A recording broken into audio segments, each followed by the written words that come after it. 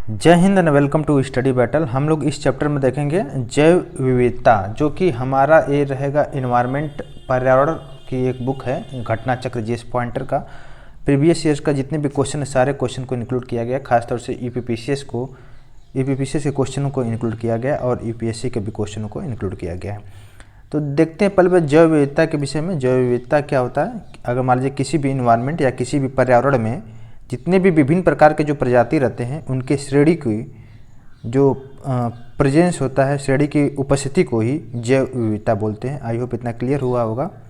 जैव विविधता जो है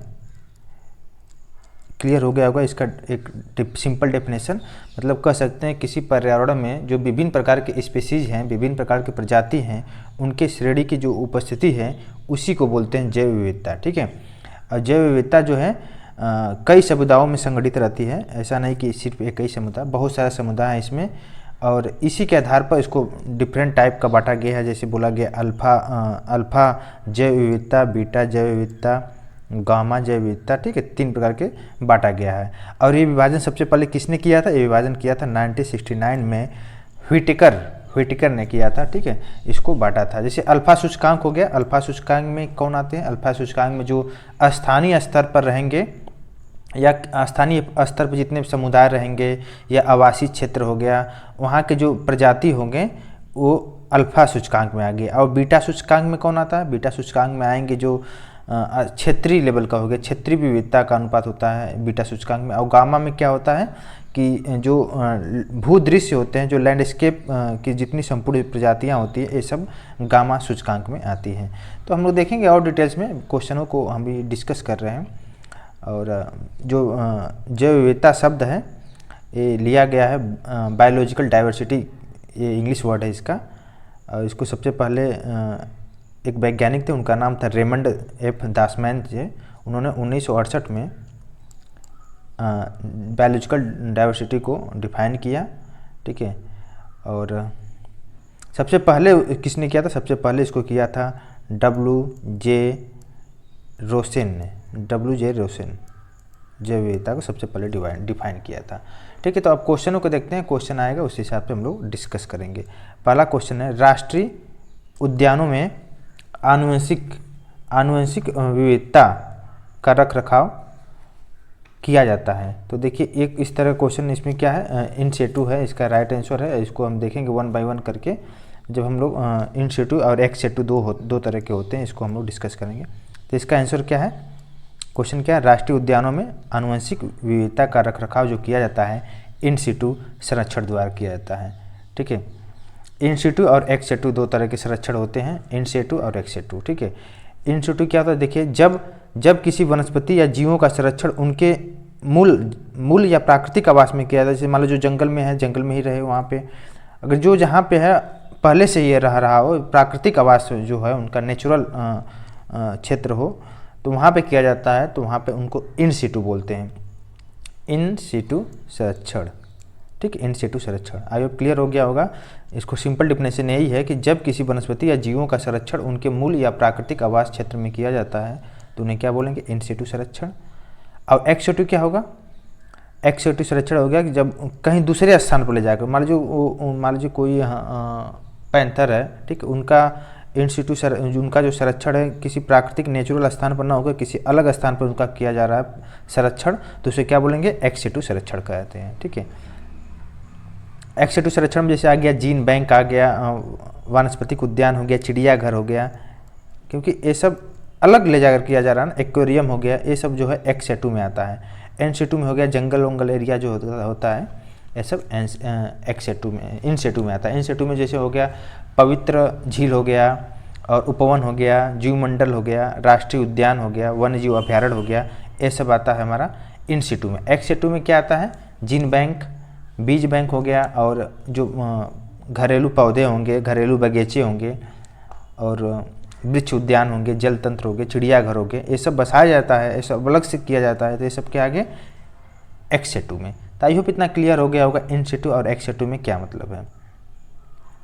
ठीक है, भारत सरकार ने अब तक लगभग 18 जैव मंडल आरक्षित क्षेत्र स्थापित किया गया है, और 18 में से लगभग 12 को यूनेस्को ने जैव मंडल आरक्षित क्षेत्र के विश्व संजाल में उसको घोषित किया, जिसमें से मान सकते हैं नीलगिरी हो गया, नीलगिरी हो गया, सुंदरबन हो गया, चंदा देवी हो गया, नोकरेक हो गया, पंचमढ़ी हो गया, सिमलीपाल, ग्रेट निकोबार, कंचनजंगा, पन्ना, ये सब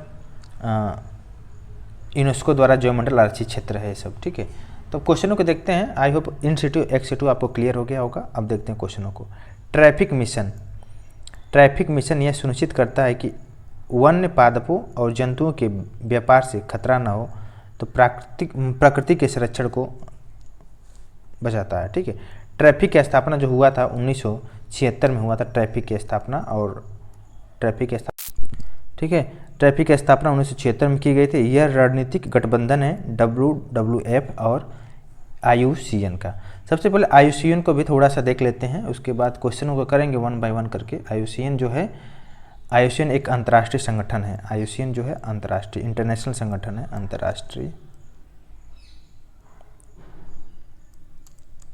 अंतर्राष्ट्रीय संगठन है। ठीक है, IUCN, और इसका काम यही है कि जो प्राकृतिक संरक्षण और प्राकृतिक संसाधन के जो सतत प्रयोग के क्षेत्र में कार्यरत होता है। इसमें देखिए जितने भी विलुप्त कगार पर जो खड़े संकटग्रस्त पौधे होंगे, जीव जंतु होंगे, उन्हीं को IUCN ने रेड डाटा बुक्स में क्या करती है, इंक्लूड करती है।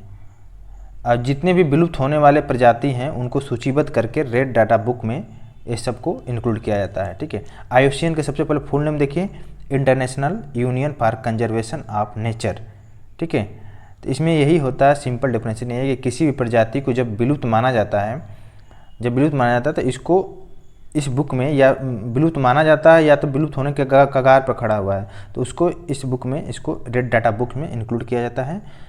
वास्तव में ऐसे माना जाता है कि जब विलुप्त कब माना जाता है किसी भी जीव जंतु या पेड़ पौधों को, जब वह अपने नेचुरल हैबिटेट जहाँ पे वो रहते थे वहाँ से लगभग 50 वर्षों तक देखे नहीं जा रहे हैं, तो ऐसा माना जाता है कि वो विलुप्त हो गए हैं। ठीक है, तो IUCN के लाभ क्या है? IUCN के लाभ यही हो सकते हैं कि जितने भी जैव विविधता होते हैं उनके विषय में जागरूकता उत्पन्न होगा, और जितने भी संकट होने वाले प्रजाति हैं जो विलुप्त होने के कगार पर जो खड़े हैं प्रजाति, उनका पहचान किया जाएगा, उनका अभिलेखन किया जाएगा, उसके विषय में सोचा जाएगा कि कैसे उसको बचाया जाए। ठीक है,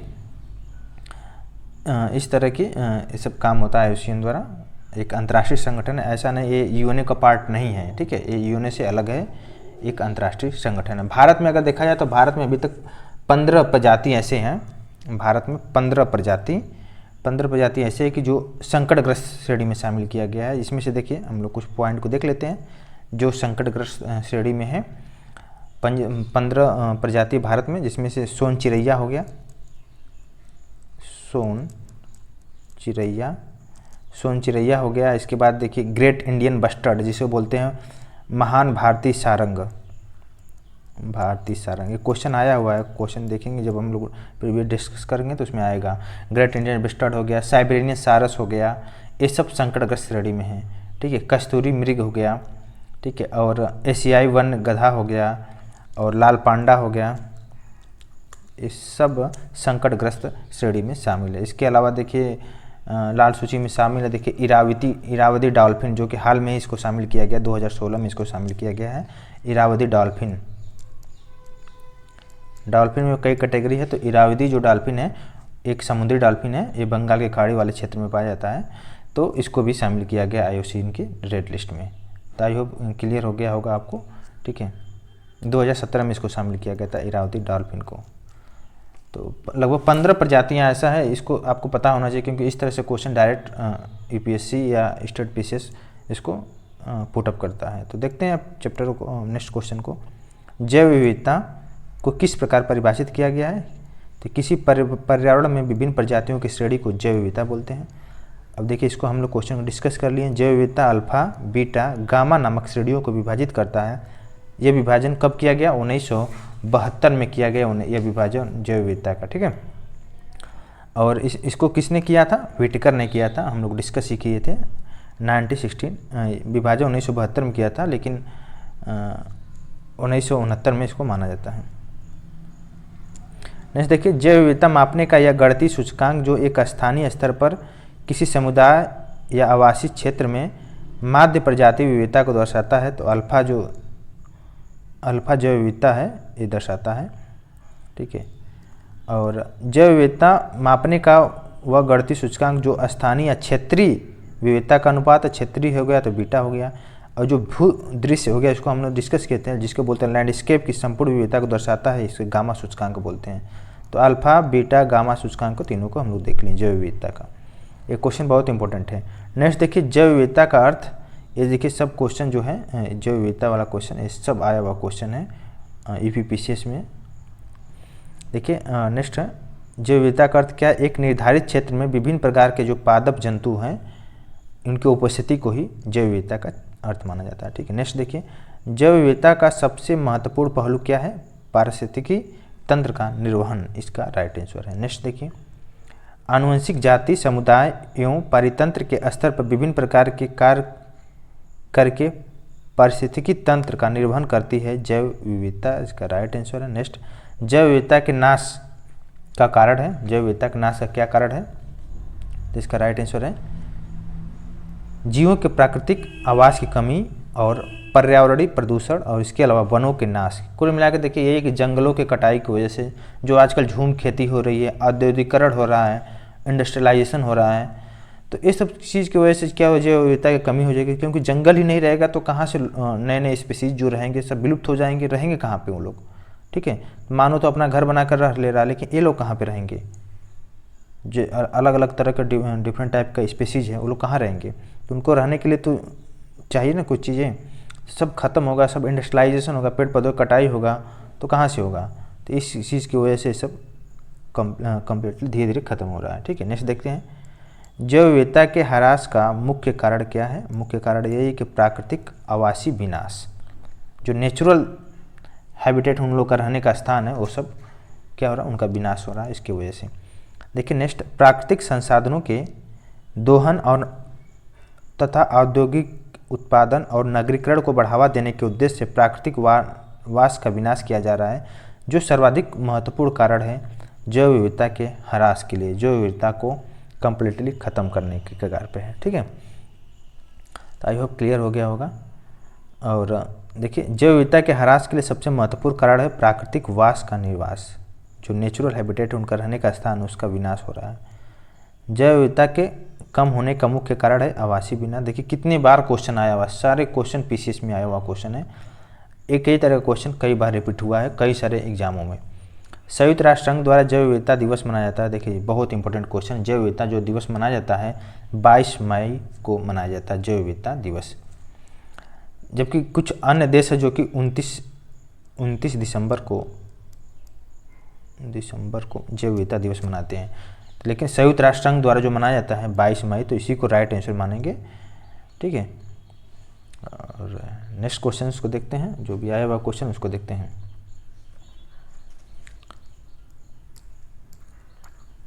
संयुक्त राष्ट्र संघ ने 2011 और 20 को घोषित किया है जैव विविधता का दशक के रूप में, और भौगोलिक क्षेत्र में जैव विविधता के लिए संकट हो सकते हैं वैश्विक तापन, जितनी भी टेम्परेचर हाई लेवल जो ग्लोबल वार्मिंग हो रही है उसकी वजह से, और आवास का विखंडन, इसके अलावा जो विदेशी जाति का संक्रमण जो है जैव विविधता के संकट के लिए संकट हो सकते हैं। नेक्स्ट देखिए जैव विविधता के लिए बड़ा खतरा है प्राकृतिक आवासों और वनस्पतियों का विनाश तथा झूम की खेती। आई होप क्लियर हो गया होगा आपको झूम की खेती। अगर नहीं आपको क्लियर झूम की खेती को, आप प्रीवियस लेक्चर में ज्योग्राफी का मैंने लेक्चर डाल रखा है झूम कल्टीवेशन के विषय में, आप जाकर वहाँ पे चेकआउट कर सकते हैं। ठीक है, ज्योग्राफी का। नेक्स्ट देखिए देश के पूर्वी तथा उत्तर पूर्वी हिस्सों में यह खेती प्रचलित है, जो कि एक अवैज्ञानिक तरीका है, इसे झूम खेती कहते हैं। इसमें क्या होता है, जितने भी कुछ ऐसे प्रजातियाँ होती हैं, जातियाँ होती हैं कि क्या करते हैं, जितने भी जंगल है, जंगल रहेगा या पहाड़ी क्षेत्रों में, वो लोग क्या करते हैं वनों की कटाई करके वहाँ पे खेती करते हैं। 1-2 साल खेती किए वहाँ पे, जितने भी फिर जैसे जैसे उसकी उर्वरता ख़त्म होती है फिर से उसको छोड़कर फिर कहीं अनदर जगह पे जाकर फिर से पेड़ों की कटाई करके फिर से वहाँ पे खेती करते हैं। तो इस तरह क्या करते हैं, पेड़ों की कटाई करते हुए वो अपना खेती का काम करते हैं। तो पेड़ों की कटाई करके वो लोग क्या करते हैं, तो एक झूम हो गया, ये झूम के इसी को बोलते हैं झूम कल्टीवेशन। ठीक है, एक प्लेस से दूसरे प्लेस पर जाना। ठीक है, जैव विविधता हॉटस्पॉट स्थलों में शामिल है। देखिए बहुत इंपॉर्टेंट क्वेश्चन है, जितने भी हॉट स्पॉट में जो शामिल है, ईस्टर्न हिमालय जो है जैव विविधता हॉट स्पॉट स्थलों में शामिल है। ऑप्शन के हिसाब से देखेंगे, हॉट स्पॉट शब्द का सबसे पहले प्रयोग किसने किया था, इसका यही देखिए नॉर्मन मायर्स ने हॉट स्पॉट शब्द का सबसे पहले प्रयोग किया था 1988 में।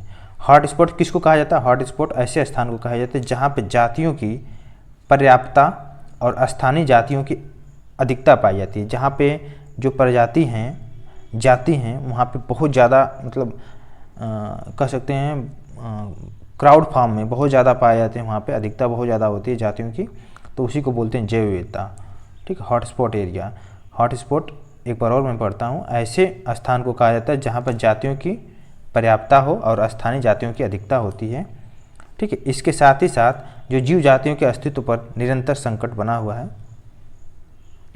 तो उसे बोलेंगे हॉटस्पॉट एरिया। ठीक है, भारत में जो होता है 4 प्रकार के जैव विविधता क्षेत्र पाए जाते हैं, 4 प्रकार के जैव विविधता स्थल या हॉट स्पॉट स्थल पाए जाते हैं। इसमें से पूर्वी हिमालय हो गया, पूर्वी हिमालय देख लीजिए यहाँ पे, पश्चिमी घाट और भारत म्यांमार सीमा और सुंडालैंड, ये 4 प्रकार के जैव विविधता हॉटस्पॉट स्थल हैं। तो एक क्वेश्चन को हम लोग देख लिए।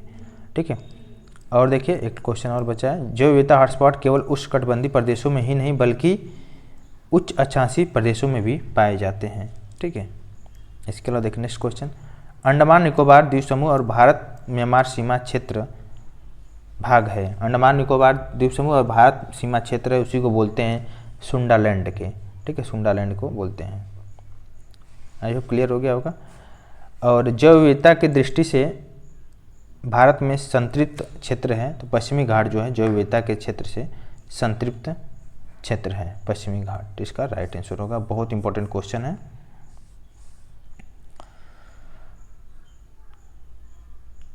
इसके अलावा देखते हैं नेक्स्ट क्वेश्चन को देखते हैं। गंगा का मैदान, ट्रांस हिमालय, पश्चिमी घाट तथा मध्य भारत में सबसे अधिक जैव विविधता जो संपन्न क्षेत्र पाया जाता है पश्चिमी घाट में पाया जाता है। ठीक है, बहुत ज़्यादा पश्चिमी घाट में जैव विविधता क्षेत्र पाया जाता है। ठीक है, नेक्स्ट देखते हैं क्वेश्चंस को। जैव विविधता के अंतर्गत, जैव विविधता के संदर्भ में भारत का क्षेत्र जो हॉटस्पॉट माना जाता है अंडमान निकोबार द्वीप समूह, जो 4 प्रकार का जैव विविधता क्षेत्र है, अब इसको याद कर लीजिए, ये बहुत ज़्यादा इंपॉर्टेंट है, इससे क्वेश्चन 100% आना ही है, कोई ना कोई पूछ सकता है। कौन सा, पूर्वी हिमालय, पश्चिमी घाट, भारत म्यांमार सीमा और सुंडालैंड। इसके अलावा देखिए अंडमान निकोबार द्वीप समूह जो है भारत म्यांमार की जो सीमा है तथा सुंडालैंड का भाग भी इसमें है, सम्मिलित है। तो 4 प्रकार का हो गया है। इसके अलावा देखिए हॉटस्पॉट शब्दों का सबसे प्रयोग 1988 में नॉर्मन मायर्स ने किया है, इसको हम लोग डिस्कस कर लिए हैं। देखिए नेक्स्ट क्वेश्चन, जहाँ पर जातियों की पर्याप्तता और स्थानीय जातियों की अधिकता पाई जाती है, साथ ही इन जीवों के अस्तित्व पर निरंतर संकट बना हुआ है, वह क्षेत्र कहलाता है हॉट स्पॉट एरिया। सबसे लंबी जीवित वृक्ष है सिकोया है, सबसे लंबा जीवित वृक्ष है, इसको क्या बोलते हैं, सिकोया बोलते हैं। ठीक है, और नेक्स्ट क्वेश्चन है, किसी प्रजाति को लुप्त माना जाता है जब वह प्राकृतिक आवास में देखी नहीं गई है, लगभग 50 वर्षों से देखी नहीं गई है, तो उसको क्या बोला जाता है, लुप्त माना जाता है। इसको हम लोग देख लिए हैं क्वेश्चंस को। किसी प्रजाति के विलोपन के लिए उत्तरदायी है बड़े आकार वाले शरीर और संकुचित नीच और आनुवंशिक भिन्नता की कमी की वजह से। नेक्स्ट क्वेश्चन, किसी प्रजाति के विलोपन के लिए उत्तरदायी नहीं है व्यापक नीच, ब्रॉड नीच जो है उत्तरदायी नहीं है। ठीक है, नेक्स्ट देखते हैं। नेक्स्ट देखिए, प्रकृति एवं प्राकृतिक संसाधन अंतर्राष्ट्रीय संरक्षण आईयूसीएन द्वारा विलुप्त के कगार पर खड़े संकटग्रस्त पौधे और पशु जातियों की सूचियां सम्मिलित की जाती है रेड डाटा बुक्स में, इसको हम लोग डिस्कस कर लिए हैं। रेड डाटा बुक तथा रेड लिस्ट जो है संबंधित होता है आईयूसीएन से। ठीक है, अब नेक्स्ट क्वेश्चंस को देखते हैं। प्राणी समूह जो संकटपन्न जातियों के संवर्ग के अंतर्गत आते हैं, उसमें आ गया महान भारतीय सारंग, कस्तूरी मृग, लाल पांडा और एशियाई वन्य गधा। ये सब संकटपन्न जातियों के संवर्ग के अंतर्गत आते हैं। ये सब हम लोग डिस्कस किए थे अभी जस्ट। ठीक है, चैप्टर स्टार्ट आईयूसीएन के विषय में डिस्कस किए पूरा 1 बाय 1 करके। इसके बाद देखिए सोन चिड़ैया या जिसे बोलते हैं ग्रेट इंडियन वेस्टर्न, महान भारतीय सारंग, साइबेरियन सारस और सिलेटी टिटहरी जो है, ये सब संकटग्रस्त श्रेणी में आते हैं। साथ ही साथ कस्तूरी मृग संकटग्रस्त श्रेणी में, और एशियाई वन्य गधा संकट के नज़दीक, जिसे बोलते हैं नियर थ्रेटेंड श्रेणी में आ जाते हैं, और जबकि लाल पांडा शामिल है संकटग्रस्त श्रेणी में।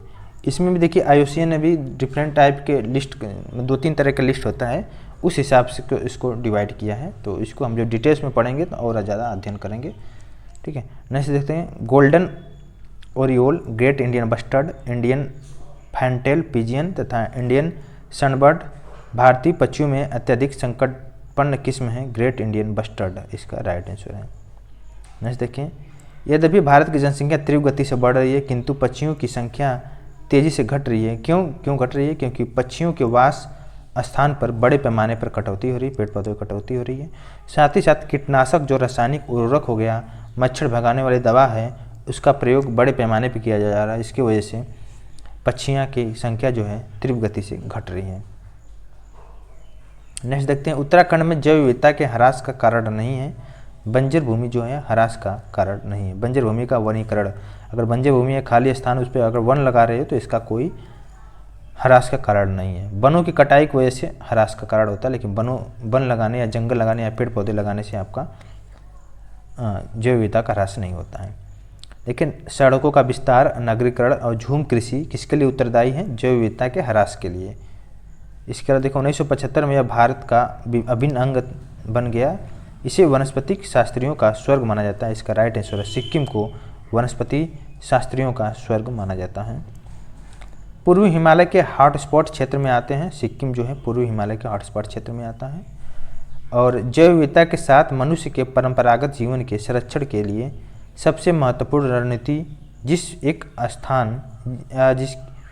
की स्थापना करने में निहित है वह है जीवमंडल निश्चय, जिसे बोलते हैं रिजर्व। जैव विविधता के संरक्षण के लिए महत्वपूर्ण रणनीति है। इसका राइट आंसर है जैवमंडल रिजर्व जो है महत्वपूर्ण रणनीति है। अगर जैवमंडल को बचाना है तो जैवमंडल रिजर्व का स्थापना करना पड़ेगा। वह स्थल जो वनस्पति संरक्षण हेतु इन सीटू नहीं है, इन सीटू एक्स सीटू का हम लोग देख लिए हैं। अब हम उसके एग्जाम्पल को देख रहे हैं, तो इसमें कन्फ्यूजन बिल्कुल नहीं होना। इन सीटू किसको बोलते हैं, एक्स सीटू किसको बोलते हैं। इन सीटू में वनस्पतिक उद्यान आ गया इन सीटू में, इसके अलावा झील आ गए, उपवन आ गए, राष्ट्रीय उद्यान आ गए। ये सब जितने भी संरक्षित क्षेत्र नेटवर्क होता है सब इन सीटू में आ गया। एक्स सीटू में आ गया आपका जितने भी घरेलू बगीचा हो गया, बीज बैंक हो गया, जीन बैंक हो गया, प्राणी बगीचा हो गया, वनस्पति बगीचा हो गया, तो ये सब आ गया एक्स सीटू में, ठीक है। तो इन सीटू में ये नहीं है। वनस्पतिक उद्यान जो है एक्स सीटू में है, एक्स सीटू में। वह स्थल जो वनस्पतिक संरक्षण हेतु इन सीटू नहीं है उसे बोलेंगे वनस्पतिक उद्यान जो है इन सीटू में नहीं है, ठीक है। इन सीटू में क्या क्या है हमने डिस्कस कर लिया। जो पवित्र झील हो गया, उपवन हो गया, नेचुरल हैबिटेट हो गया, ये सब आता है आपका इन सीटू में। क्रायो बैंक और एक्स सीटू संरक्षण के लिए जो गैस समानता प्रयोग की जाती है वो है नाइट्रोजन। नेक्स्ट देखिए, वनस्पतियों द्वारा जानवरों की विलुप्तता प्रजातियों का संरक्षण उनके प्राकृतिक आवास से पृथक किया जाता है। अगर प्राकृतिक जहाँ पे वो पहले से हैं वहाँ से उसको अलग करके किसी अलग स्थान पर उसको संरक्षण किया जाता है तो वहाँ पे बोलते हैं उसको एक्स सीटू संरक्षण द्वारा, ठीक है। नेक्स्ट देखिए, वासन और एक्स सीटू संरक्षण रणनीति का उदाहरण है जीन बैंक हो गया, उत्तक संवर्धन केंद्र हो गया, वनस्पतिक उद्यान हो गया, एक्वेरियम हो गया, चिड़ियाघर हो गया, ये सब एक्स सीटू में आता है। सर्वाधिक जैव विविधता पाई जाती है उष्णकटिबंधीय वर्षा वनों में। सबसे ज़्यादा हॉटस्पॉट एरिया पाया जाता है, खासतौर से अमेजन के जो जंगल है उसको बहुत ज़्यादा हॉटस्पॉट एरिया माना जाता है, ठीक है, क्योंकि वो विषुवत रेखा या उष्णकटिबंधीय क्षेत्र में पाया जाता है वो, ठीक है। नेक्स्ट क्वेश्चन को देखते हैं। गहरे समुद्र और उष्णकटिबंधीय वर्षा वन, कोरल रीफ तथा मरुस्थल में वह पारिस्थितिकी तंत्र जिसे प्रजातियां विविधता काफ़ी अधिक होती हैं तो वो है उष्णकटिबंधीय वर्षा वन तथा कोरल रीफ पर जो विविधता है प्रजातियों की जो विविधता है बहुत अधिक होती है। उष्णकटिबंधीय वर्षा वनों का जो विस्तार होता है विषुवत रेखा से 10 डिग्री अक्षांश ऊपर और 10 डिग्री अक्षांश ऊपर में से उत्तर और 10 डिग्री अक्षांश क्या है दक्षिण, इसके बीच का जो एरिया है इसको बोला जाता है उष्णकटिबंधीय वर्षा वन। इसको हॉटस्पॉट एरिया, यहाँ पे बहुत ज़्यादा स्पीसीज पाए जाते हैं क्योंकि वर्षा बहुत होती है। इसी के बीच में अमेजन के जो जंगल है, अमेजन फॉरेस्ट है, इसी में पाया जाता है, तो इसकी वजह से वहाँ पर हॉटस्पॉट एरिया बहुत ज़्यादा है जैव विविधता। नेक्स्ट देखिए, इन क्षेत्रों में पादप और प्राणियों के विकास तथा वृद्धि के लिए अनुकूलतम दशाएं पाई जाती हैं क्योंकि इसमें वर्ष भर क्या होता है, उच्च वर्षा और तापमान होता है। इसके अलावा देखिए, किसी निश्चित भौगोलिक क्षेत्र में पाए जाने वाले जीवों की संख्या तथा उनकी विविधता को क्या बोला जाता है, जैव विविधता बोला जाता है। और देखिए, असत्य कथन को देखना है, भूमध्य रेखा से ध्रुवों की ओर जो जातियाँ विविधता में वृद्धि होती है, ये असत्य कथन है। और प्राणियों और प्रजातियों की में अधिकतम जो जैव विविधता पाई जाती है, अधिकतम विविधता मिलती है उष्णकटिबंधीय के आर्द्र वनों में, प्राणियों और पादपों की जातियों में अधिकतम विविधता मिलती है। सत्य कथन को देखते हैं, डायरेक्ट पॉइंट पे आते हैं। जो उष्णकटिबंधीय और शीतोष्ण क्षेत्र की अपेक्षा अधिक जातियों का आश्रय देते हैं उष्णकटिबंधीय, ठीक है, यहाँ पे वर्षा बहुत ज़्यादा होती है। नेक्स्ट देखिए, जो विशालतम जैव विविधता है अमेजनी वर्षों में पाया जाता है। जो अमेजन का फॉरेस्ट है वहाँ पे बहुत ज़्यादा पाया जाता है, अमेजनी वर्षा वनों में पाई जाती है विशालतम जैव विविधता। अभी हम लोग डिस्कस किए थे, जाति विविधता शीतोष्ण क्षेत्रों से ध्रुव की ओर क्या होती है, घटती है। इसके अलावा देखिए, शांत घाटी, कश्मीर घाटी और सुरमा घाटी तथा फूलों की घाटी में से सर्वाधिक जैव विविधता जो पाई जाती है, शांत घाटी में सर्वाधिक जैव विविधता पाई जाती है, ठीक है। और शांत घाटी कहाँ पे है, शांत घाटी है केरल में, इसी को बोलते हैं साइलेंट वैली परियोजना। तो साइलेंट वैली परियोजना जो है स्थित है केरल में। फूलों की घाटी जो बोला जाता है उत्तराखंड में है फूलों की घाटी, ठीक है, ये भी बहुत फेमस प्लेस है, इससे भी क्वेश्चन बहुत सारा आया हुआ क्वेश्चन है। तो फूलों की घाटी कहाँ बोला जाता है, फूलों की घाटी जो बोला जाता है उत्तराखंड में अवस्थित है फूलों की घाटी, ठीक है। इसके अलावा देखते हैं नेक्स्ट क्वेश्चन को, आर्द्र क्षेत्र जिन्हें रामसार का दर्जा प्राप्त है उसमें से चिल्का हो गया, चिल्का लेक हो गया, लोकटक हो गया, केवलादेव हो गया, उलर झील जो हो गया, इनको रामसार का दर्जा दिया गया है, ठीक है, आर्द्र क्षेत्र में। तो आई होप आर्द्र के विषय में आपको पता होता है। जो जैव विविधता होता है पृथ्वी पर जल और थल दोनों जगह पाई जाती है, तो जितने भी आर्द्र भूमियाँ हैं वहाँ पे जैव विविधता का बहुत बड़ा वहाँ पे कहिए कि अधिकता होती है, ठीक है, जैव विविधता का, खासतौर से जो आर्द्र भूमि वाला क्षेत्र है। आर्द्र भूमि जो होता है भू क्षेत्र हो गया, और भू क्षेत्र में जली और जो शुष्क स्थली हो गया, उनके बीच के जो तंत्र होते हैं उन्हीं को आर्द्र भूमि वाला क्षेत्र बोलते हैं। ये आर्द्र भूमि जो होता है पानी, बहुत ज़्यादा पानी को सोखने और छानने का बहुत बड़ा स्पंज होता है, ठीक है। और रामसार साइट के विषय में अगर हम थोड़ा सा देखें, रामसार जो सम्मेलन हुआ था आर्द्र भूमियों के संरक्षण से संबंधित है रामसार सम्मेलन। ये रामसार जो है ईरान में एक शहर है रामसार, तो वहीं से पड़ गया है। वहीं पे एक बैठक हुई थी 1971 में, और 1971 में बैठक हुई थी और वहीं से इसका नींव पड़ा है, ठीक है, आर्द्र भूमियों के संरक्षण से संबंधित वहीं से, ठीक है। तो क्वेश्चन आता है, और 2 फरवरी को 1971 में जो हुई थी 2 फरवरी को हुई थी, तो इसी दिन को बनाया जाता है 2 फरवरी को, हर साल 2 फरवरी को मनाया जाता है वर्ल्ड वेटलैंड्स डे, या विश्व आर्द्र भूमि दिवस मनाया जाता है 2 फरवरी को हर साल। तो बहुत है। भारत में जो अभी तक रामसार सूची है, ऐसे बहुत सारी सूचियाँ बनाई गई हैं। तो भारत की जो सूची है, भारत में अभी तक 49 आर्द्र भूमि स्थल हैं, ठीक है। अभी हाल में ही 2021 में अगर हम बात किया जाए, 2021-22 में अगर बात किया जाए, तो लेटेस्ट डेटा के हिसाब से भारत में जो भारत का खिजड़िया वन अभ्यारण्य है, खिजड़िया कहाँ पे है, ये क्वेश्चन आया हुआ, करंट का क्वेश्चन है। खिजड़िया जो है गुजरात में है, इसको अभी रामसार स्थल में शामिल किया गया है। साथ ही साथ वखीरा, देखिए मैं इसको लिख लेता हूँ फिर से, वखीरा यूपी में है, और हैदरपुर कंजर्वेशन है, हैदरपुर आर्द्र भूमि है, हैदरपुर, ये भी उत्तर प्रदेश में, यूपी में है। हैदरपुर के अलावा देखिए सुल्तानपुर, नाम से पता चल रहा है कि यूपी में होगा, सुल्तानपुर यूपी का एक डिस्ट्रिक्ट है, तो ऐसा नहीं है, सुल्तानपुर हरियाणा का है डिस्ट्रिक्ट है, तो हरियाणा में है आर्द्र भूमि, ठीक है। सुल्तानपुर राष्ट्रीय पार्क को भी रामसर स्थल में शामिल किया गया। इसके अलावा भिंडवास हरियाणा, भिंडवास जो वन्यजीव अभयारण्य है ये हरियाणा में सम्मिलित है। इसके अलावा देखिए थोल झील वन्यजीव अभयारण्य ये गुजरात में है, ये भी 2021 में इसको शामिल किया गया। ठीक है, एक है तसोकर जो है इसको लद्दाख का है, इसको भी शामिल किया गया 2020 में। तो सुर सरोवर है ये भी 2020 में शामिल हुआ है। लोनार झील ये भी महाराष्ट्र में, ये भी 2020 में शामिल हुआ। तो आप देख सकते हैं इसको बिल्कुल ही पता होना चाहिए कौन सा झील या कौन सा झील या जो रामसर साइट में शामिल किया गया है, इसको पता होना चाहिए। अभी तक भारत में 49 हैं। ठीक है, देखिए रामसर सूची में अंतर्राष्ट्रीय महत्व की आर्द्र भूमियों की सूची, इस सूची में वर्तमान में भारत में शामिल है लगभग 42 दिया, लेकिन यहाँ पे 49 होना चाहिए लेटेस्ट डेटा के हिसाब से। रामसर कन्वेंशन के अंतर्गत रामसर स्थल है भोज आर्द्र स्थल। नेक्स्ट देखिए रामसर स्थल सम्मेलन जो है संरक्षण से संबंधित है नम भूमि के। वेटलैंड दिवस मनाया जाता है 2 फरवरी को, अभी हम लोग देख लिए। विश्व वेटलैंड्स दिवस 2021 का जो थीम था वेटलैंड्स एंड वाटर।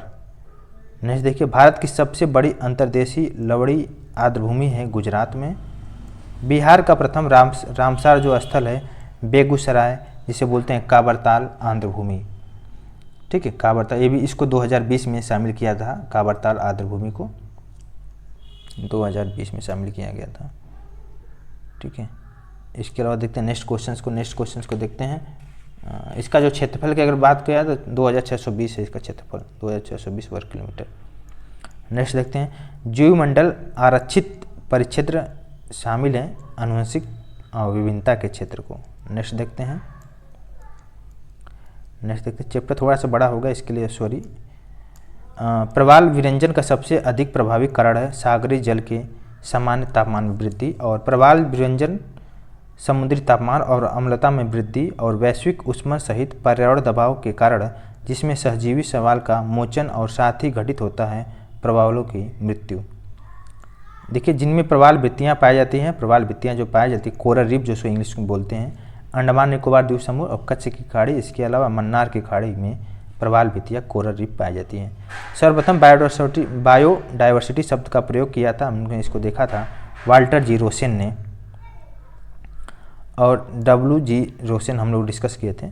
जैव विविधता जिन माध्यमों द्वारा मानव अस्तित्व का आधार बनी है उसमें से इसका राइट आंसर है मृदा निर्माण, मृदा अपरदन की रोकथाम और अपशिष्ट का पुनर्चक्रण और इसके अलावा सस्य परागण। देखिए संयुक्त राष्ट्र संघ ने 2011 से 20 के लिए दशक निर्दिष्ट किया है जैव विविधता दशक। भारत का प्रथम national centre for marine biodiversity कहाँ पे स्थित है? जामनगर में स्थित है national centre for marine biodiversity. और पारिस्थितिकी तंत्र की जैव विविधता की बढ़ोतरी के लिए उत्तरदायी नहीं है पोषण स्तरों की कम संख्या। पारिस्थितिकी तंत्र होता है एक गतिकी तंत्र होता है पारिस्थितिकी तंत्र। और नेक्स्ट क्वेश्चन है हिमालय पर्वत प्रदेश जाति विविधता की दृष्टि से अत्यंत समृद्ध है और इस समृद्धि के लिए जो कारण सबसे उपयुक्त है वह है विभिन्न जीव भौगोलिक क्षेत्रों का संगम। भारतीय संसद द्वारा जैव विविधता अधिकतम अधिनियम जो पारित किया गया दिसंबर 2002 में और भारतीय राष्ट्रीय जैव विविधता प्राधिकरण स्थापित किया गया है। कब स्थापित किया गया?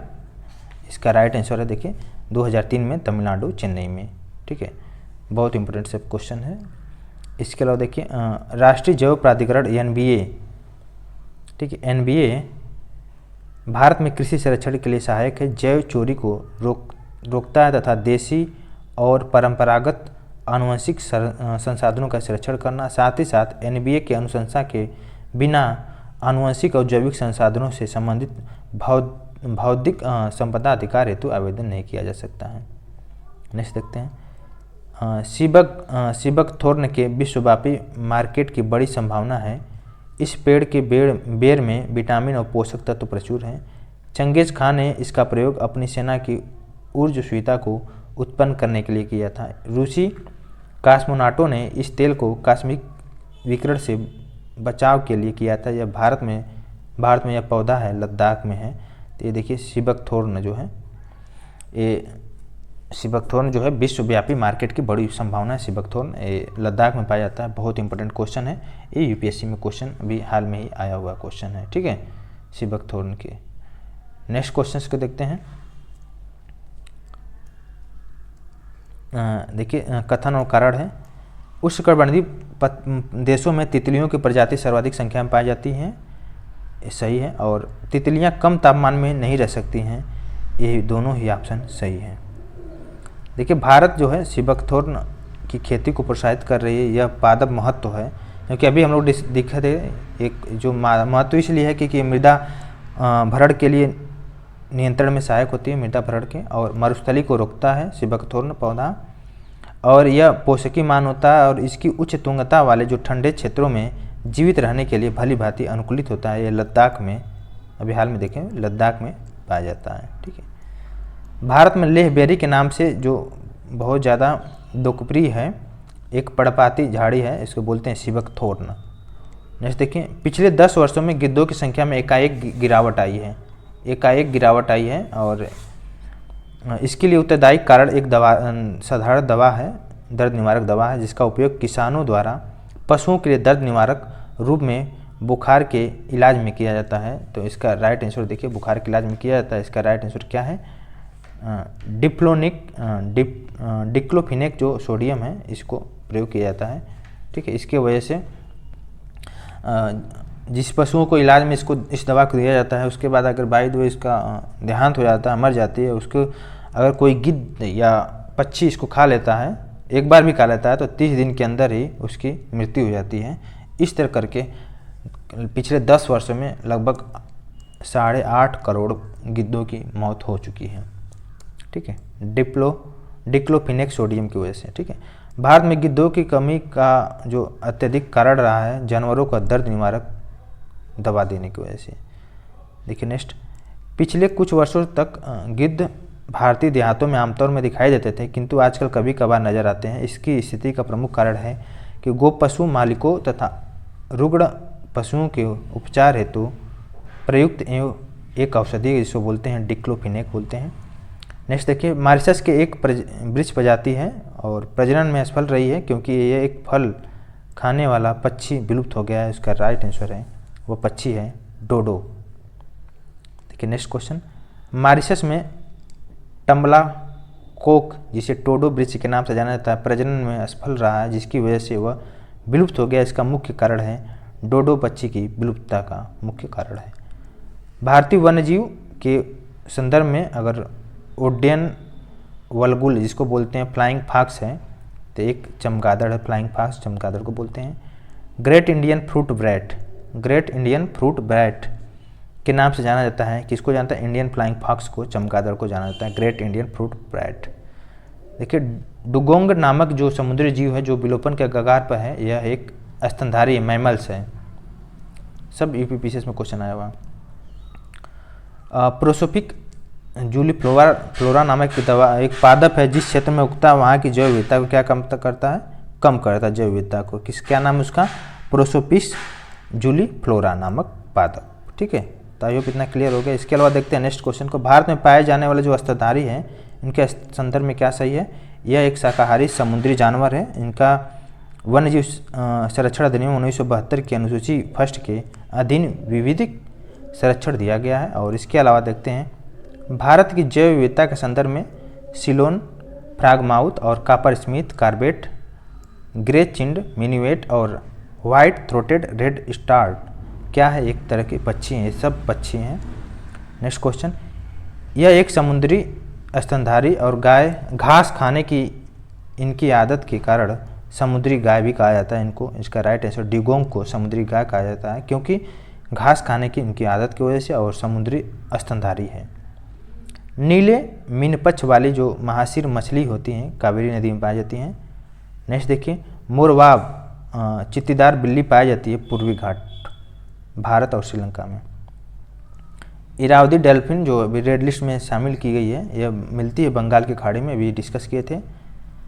जिन्हें 3 मानकों के आधार पर पश्चिमी घाट, श्रीलंका और इंडो वर्मा जैव विविधता के प्रखर स्थलों हॉटस्पॉट के रूप में मान्यता प्राप्त हुई है, वह है जाति बहुतायत जिसे बोलते हैं स्पीसीज रिचनेस।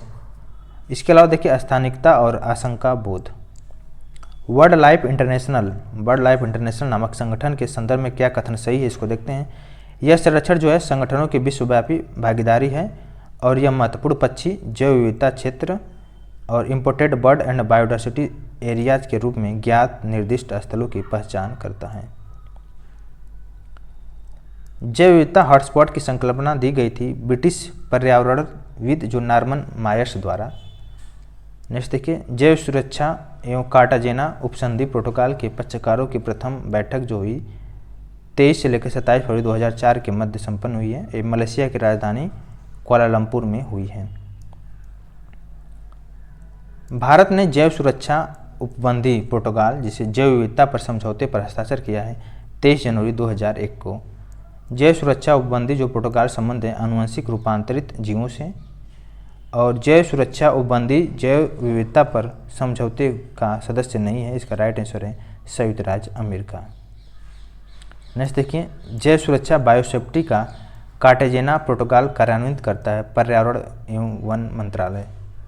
नेक्स्ट देखिए, बलुई और लवड़ी जो क्षेत्र एक भारतीय पशु जाति का प्राकृतिक आवास है, उस क्षेत्र में उस पशु के कोई परबच्ची नहीं है, किंतु आवास ध्वंस होने के कारण उसका अस्तित्व खतरे में है। यह पशु है भारतीय वन गधा। ठीक है, इसके अलावा देखते हैं जैव विविधता पर संयुक्त राष्ट्र सम्मेलन के दलों का 10वां सम्मेलन जो आयोजित किया गया था नगोया में। इसके अलावा देखते हैं जैव विविधता पर संयुक्त राष्ट्र सम्मेलन के दलों का 11वां जो सम्मेलन हुआ था COP11 18 से लेकर 19 अक्टूबर 2012 के मध्य आयोजित हुआ था हैदराबाद भारत में। और 15 से 22 फरवरी 2020 के मध्य COP13 का आयोजन गांधीनगर गुजरात में हुआ। UN रेड प्रोग्राम की समुचित अभिकल्पना और प्रभावी कार्यान्वयन महत्वपूर्ण रूप से योगदान दे सकता है। इसका राइट आंसर है जैव विविधता का संरक्षण करने में और वन्य पारिस्थितिकी की समुन्नयनशीलता में तथा गरीबी कम करने में। इसके अलावा देखिए एक स्टेटमेंट है, UPSC का क्वेश्चन है।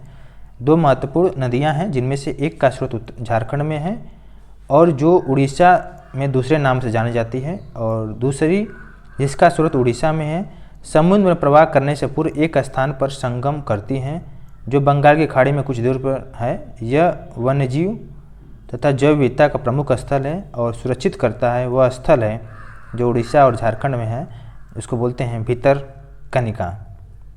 स्रोत जो झारखंड से है तो भितरकनिका है, बहुत ही इम्पोर्टेंट है, रामसर साइट है शायद। और देखिए प्रकृति और प्राकृतिक संसाधनों के संरक्षण के लिए अंतर्राष्ट्रीय संघ international union for conservation of nature and natural resources तथा वन्य प्राणी जात और वनस्पति जात की संकटापन्न स्पीसीज के अंतर्राष्ट्रीय व्यापार पर कन्वेंशन, इसको इंग्लिश में बोलते हैं convention are international trade in endangered species of wild fauna and flora CITES के संदर्भ में सही है। क्या कथन सही है, इसको देख लेते हैं। आयुष्मान प्राकृतिक पर्यावरण के बेहतर प्रबंधन के लिए विश्व भर में हजारों क्षेत्र परियोजना चलाता है और साइट्स उन राज्यों पर वैध रूप से आबद्ध कर हैं जो शामिल हुए हैं, लेकिन यह कन्वेंशन जो है राष्ट्रीय विविधता का स्थान नहीं लेता है। नेक्स्ट देखते हैं, आयुष्मान एक अंतर्राष्ट्रीय संगठन है जो प्रकृति संरक्षण और प्राकृतिक संसाधनों के सतत प्रयोग के क्षेत्र में कार्यरत है। यह अंग नहीं है संयुक्त राष्ट्र का। परितंत्र एक जैव विविधता का अर्थ है economics of ecosystem and biodiversity नामक पहल के संदर्भ में सही कथन क्या है। यह एक विश्वव्यापी पहल है जो जैव विविधता के आर्थिक लाभों के प्रति ध्यान आकर्षित करने में केंद्रित है और यह एक ऐसा उपागम प्रस्तुत करता है जो परितंत्रों और जैव विविधता के मूल्य की पहचान और निदर्शन और अभिग्रहण में निर्णयकर्ताओं की सहायता कर सकता है। ये देखिए UPSC का सब क्वेश्चन है इस सब, क्योंकि बड़ा क्वेश्चन है, आप इसको एलिमिनेट मेथड से कर सकते हैं। क्वेश्चन जब देखेंगे तो एलिमिनेट मेथड को 2-4 बार पढ़ने पर आ जाता है। ठीक है, एलिमिनेशन मेथड से अब इसको कर लीजिएगा। टेब हो गया, इसको बोलते हैं the economic of ecosystem and biodiversity संयुक्त राष्ट्र पर्यावरण कार्यक्रम यूनाइटेड नेशन एनवायरनमेंट प्रोग्राम के अंतर्गत कार्य करने वाली संस्था है। इसका कार्यालय जो है कहाँ पे, इसका कार्यालय है स्विट्जरलैंड में, टैब का कार्यालय है, टीप का। ठीक है, और सिंह पुच्छी वानर जो है इसके विषय में देखते हैं। अपने प्राकृतिक आवास में पाया जाता है, कहाँ पाया जाता है, तमिलनाडु, केरल और कर्नाटक में पाया जाता है। ठीक है, भारत में प्राकृतिक रूप में पाए जाते हैं काली गर्दन वाला सारस, उड़न गिलहरी और हिम तेंदुआ। चीता को भारत में विलुप्त घोषित किया गया 1952 में और समुद्र तल से 3000 से लेकर 4500 मीटर की ऊंचाई पर पाया जाता है हिम तेंदुआ। जम्मू कश्मीर की राज्य का जो पक्षी है उसे बोलते हैं काली गर्दन वाला सारस। भारत में सर्वाधिक उड़न गिलहरी है हिमालय के पर्वतीय क्षेत्र में। और शीत निष्क्रियता के परिघटन का प्रेक्षण किया जाता है चमगादड़ और भालू और इसके अलावा रोडेंट कृदंग में।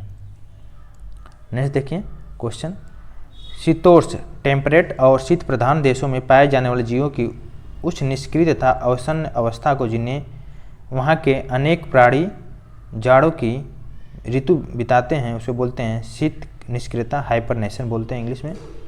नेक्स्ट देखिए स्क्वायरल जो गिलहरी हैं और मस्ट रेट्स हो गया, छुछुंदर जिसे बोलते हैं, चूहे हो गया और ये सब आदि जो है जनजाति हैं स्तनधारी प्राणी होते हैं कृतंगगढ़ में।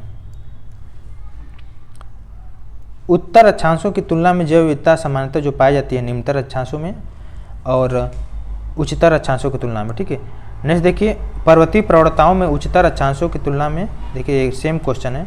अंडमान और निकोबार द्वीप समूह में पाए जाते हैं लवण जल मगर।